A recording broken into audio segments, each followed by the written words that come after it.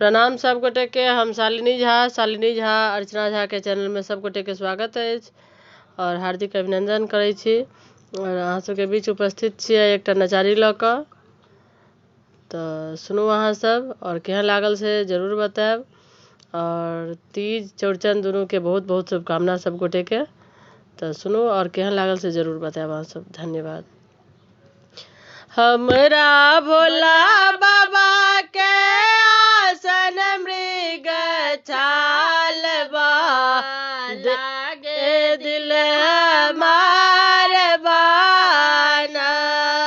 हमरा भोला बाबा के आसन मृग छाल बा, लागे दिल हमार बाना।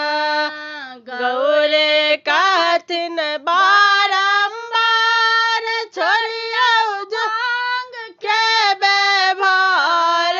गौरी कहथिन बारंबार छोड़ियो भांग के व्यवहार। हमरा भंगिया पीसैते हथवा लाल बा, लागा दिल हमार बाना।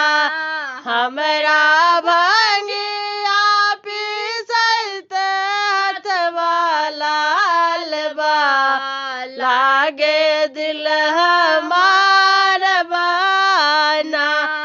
हमरा भोला बाबा के आसन मृग छाल बा, लागे दिल हमार बाना।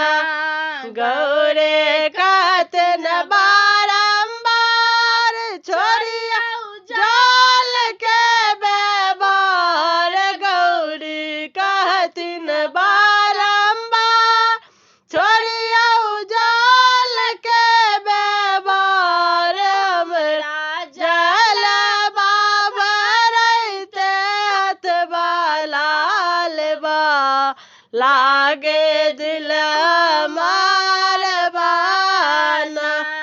हमरा जल बाबा रहते हथवा लाल बा, लागे दिल हमार बाना।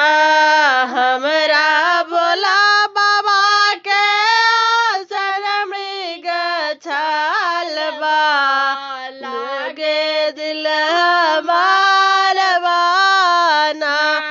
गौरे कहथिन बारंबार छोड़ियो बेल के व्यवहार। गौरी कहथिन बारंबार छोड़ियो बेल पत्र के व्यवहार। हमरा फूल बालो रहते हथवा लाल बा, लागे दिल हमार बाना। हमरा फूल पत्र तो रहते हथवा लाल बा, लागे दिल हमार बाना। हमरा भोला बाबा के आसन मृग छाल बा, लागे दिल हमार बाना। धन्यवाद। जय मिथिला जय मिथिला।